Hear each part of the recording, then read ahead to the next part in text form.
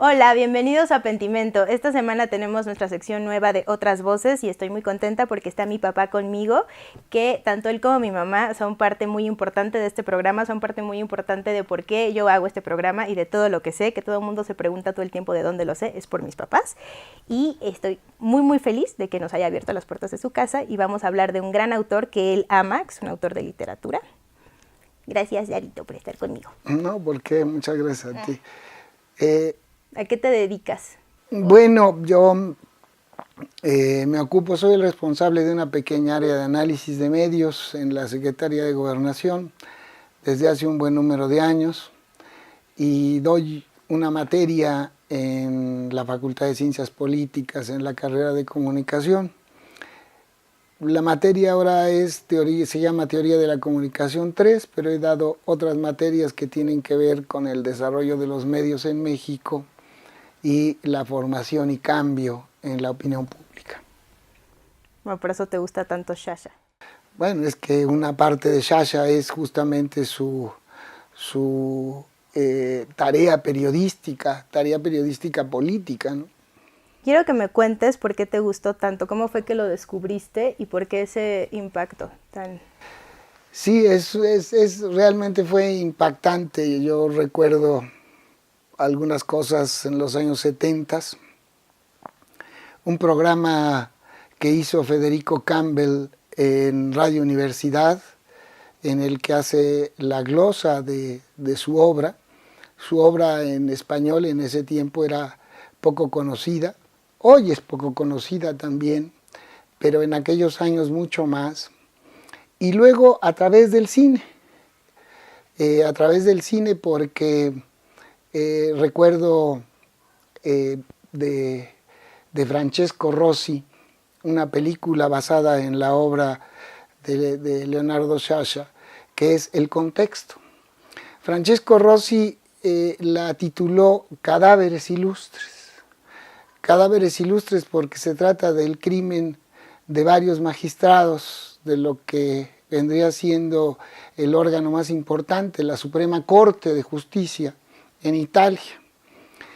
Y Francesco Rossi yo ya lo conocía porque había antes de esa película visto una muy vieja de él, que es una denuncia sobre la especulación inmobiliaria en la ciudad de Roma, me parece, que se llama Manos sobre la ciudad. Entonces Francesco Rossi era para mí muy conocido, ya tenía yo el antecedente, el caso Moro, el caso, Mattei. En fin, entonces cuando veo Cadáveres Ilustres me interesa mucho el autor, recuerdo, insisto, lo que había escuchado del programa de Federico Campbell, y pues me doy a la tarea de buscarlo, de leerlo, pero con muchísimo más interés por ese propósito. Y desde entonces, bueno, pues busco su obra. No es muy conocida, apenas hace unos años Tusquets decidió publicarla prácticamente toda. Antes era difícil, encontrabas unas ediciones verdaderamente mal cuidadas, etcétera, como las que conocemos, ¿no? De Bruguera, creo que ya no existe la editorial, pero bueno, ahí las andábamos buscando. Entonces, por eso. Ahora, como contenido, bueno, la parte literaria de esa yo no podría hablar. Sé su influencia, pirandeliano típicamente, ¿no?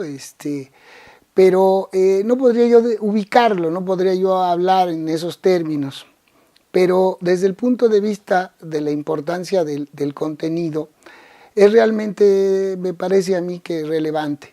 Por una parte, la crítica del poder, la crítica hacia ese gobierno central italiano que había llegado a grados importantes de corrupción con la democracia cristiana, el acuerdo que se llamó el acuerdo histórico de la democracia cristiana con el Partido Comunista Italiano, Partido Comunista que era el más importante de los partidos comunistas de los países occidentales importantes, ¿no? Y que había llegado a un acuerdo con él, y desde luego un tema que está ahí presente en prácticamente toda su obra, que tiene que ver con el poder regional, el poder de la mafia en Sicilia, ¿sí? Y que bueno, pues la verdad es que nos remite a un montón de cuestiones actuales, incluyendo las que están pasando en nuestro país, ¿no? Claro.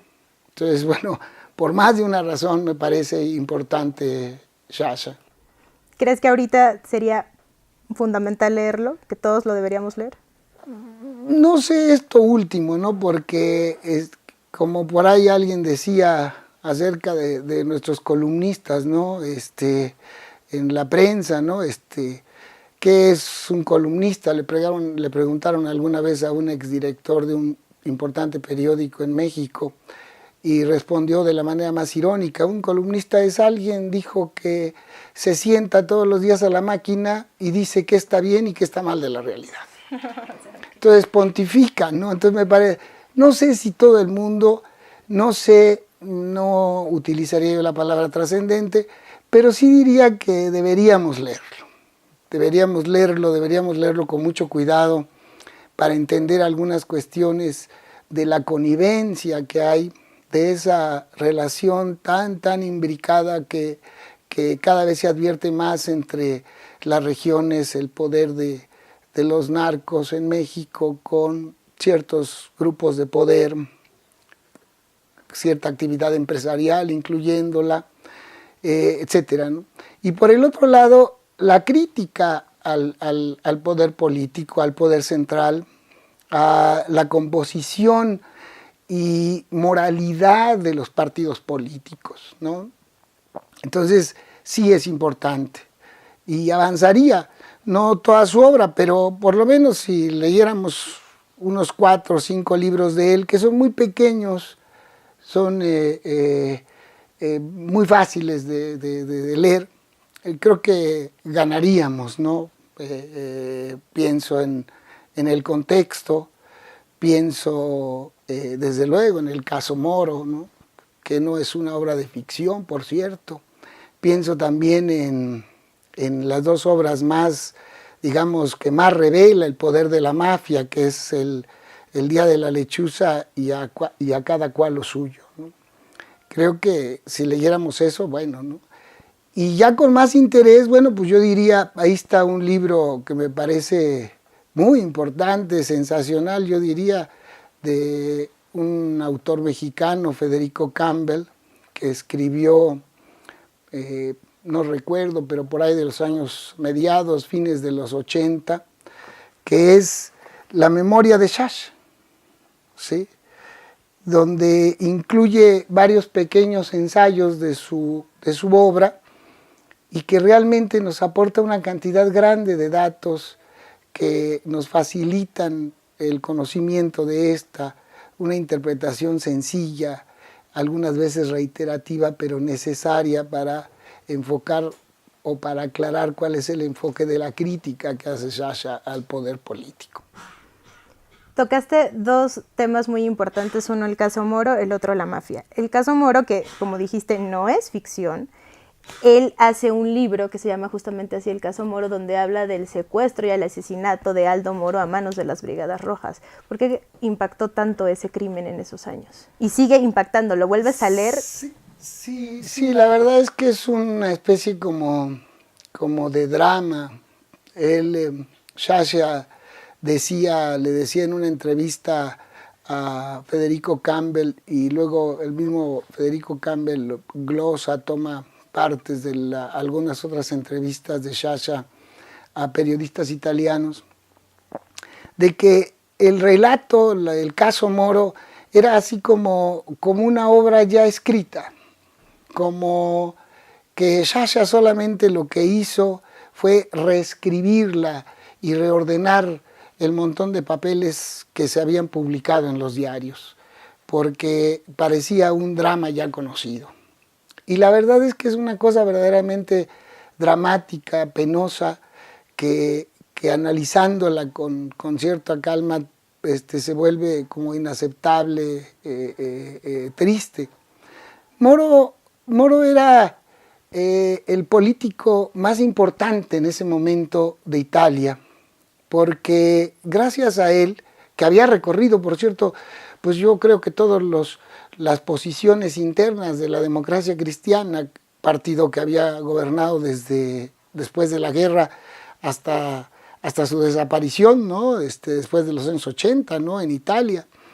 Y Moro había recorrido, yo creo que todos los puestos internos de ese partido. Y había un desgaste muy grande. Se acusaba al partido de corrupción, de complicidad, de permitir el negocio de la mafia, no solamente siciliana, sino otras organizaciones mafiosas en Italia, los negocios, la connivencia con el capital. Y era grande el desgaste de la democracia cristiana. Y Moro había logrado un convenio, un acuerdo, que se llamó del compromiso histórico con los dirigentes del Partido Comunista Italiano. Implicaba evidentemente un acuerdo muy importante porque permitiría entonces a Italia gobernar con un mayor consenso producto de las votaciones, porque evitaría la división de las votaciones. Generalmente la democracia cristiana ganaba al Partido Comunista en Italia por no más allá del 5% de los votos, algo parecido a lo que ahora ocurre en nuestros países, ¿no? Y al llegar a ese compromiso histórico, lo que implicaba era un acercamiento para una especie de cogobierno.